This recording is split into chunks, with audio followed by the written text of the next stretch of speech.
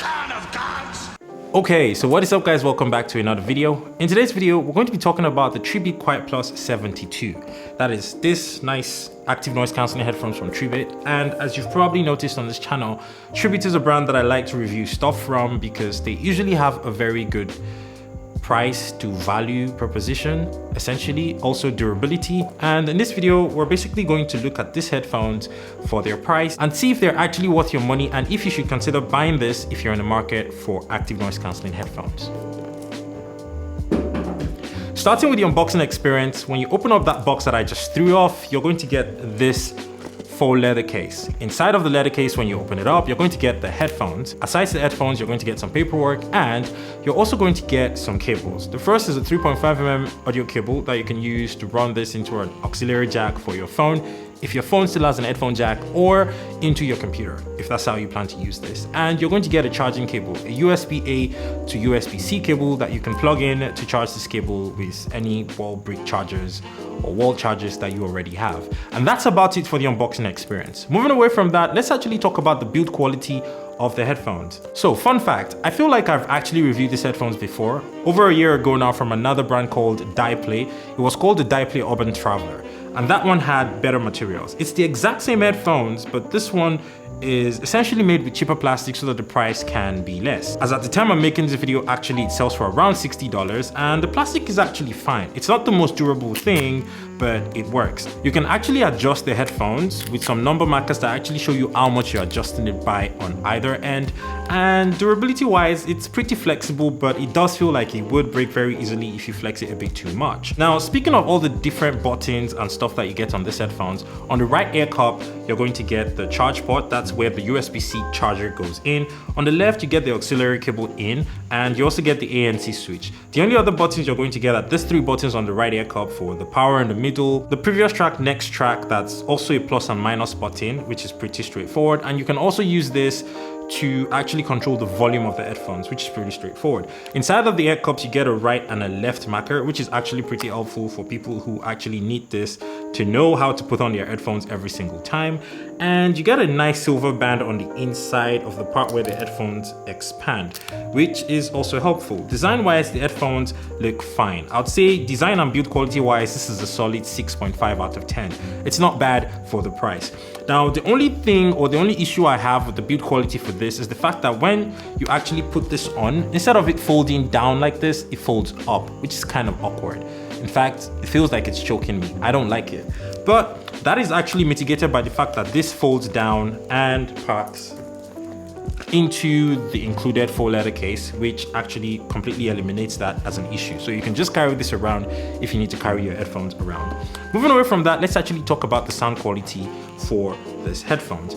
Now, the sound quality for these headphones are nothing we've not seen before. I reviewed the Tribit QuietPlus about a year ago, and the sound quality from that was about reminiscent of this as well. Sound quality is fairly balanced, it's not too bass heavy, and it actually sounds very clean. You never get any experience where the bass is probably overshadowing the mids or the high ends, and you don't get any ridiculous sibilant out of this as well. So the high end, the mid range, the low end, everything works together perfectly, and the low mids are actually pretty clean. So that's one thing that I'm really impressed by for these headphones at this price point. But then again, I guess at this point I shouldn't be too surprised because Tribit has actually been putting out headphones like this for a long time at a decent price, but for decent value for money or value proposition. Now, speaking of the ANC for these headphones, they actually sound pretty nice. I mean, you would realize how good they are if you're on a journey. Maybe you're taking a bus somewhere or you're on a plane and you actually flip the ANC on without music. It completely gets rid of that low hum of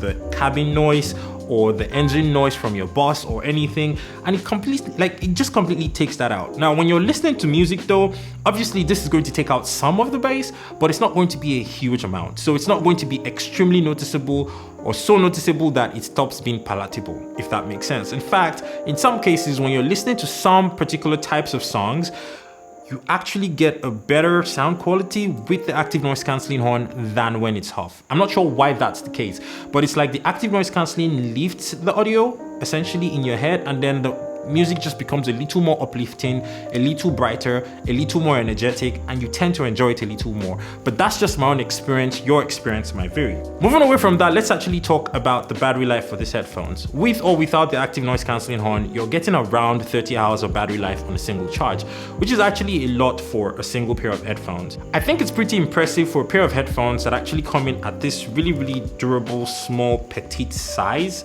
or form factor, and 30 hours is actually not bad. I also like the fact that they have this really interesting feature where you can do a dual connectivity.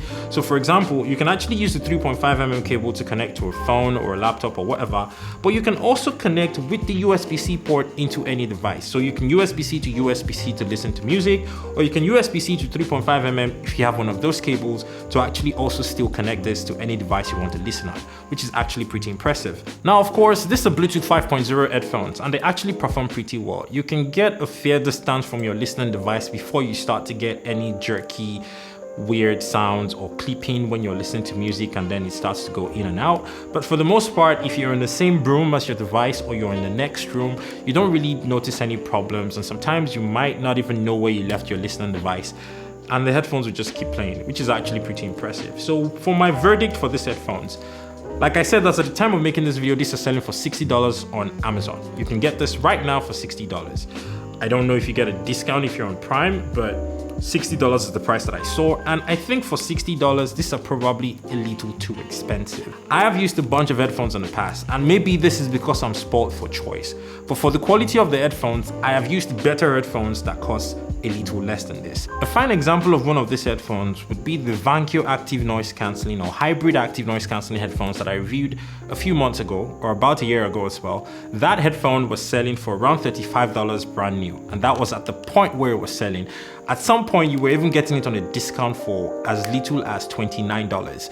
And I feel like those headphones are better than these headphones, and they cost less than half of these headphones. So how do you justify paying even more for headphones that are less comfortable when it comes to the size and the hair cups, and the sound quality is about exactly the same? You know, it's a little tricky for me.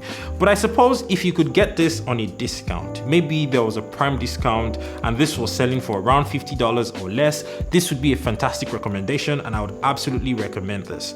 On my next video about any Tribit products, I'll be talking about the Tribit QuietPlus 78. That is supposed to be the bigger brother for this ones, although it doesn't have USB-C and it feels a little more backward. But those ones look nicer and they're a little more comfortable, and I would let you know what I think about that one when it comes to the price and the value proposition for those headphones. Anyways, the Tribit QuietPlus 72 are really nice headphones that you should absolutely buy if you can find them for less than the asking price of $60. Thank you so much for watching, and I guess I will see you on another video that was shot by Kagan. Peace.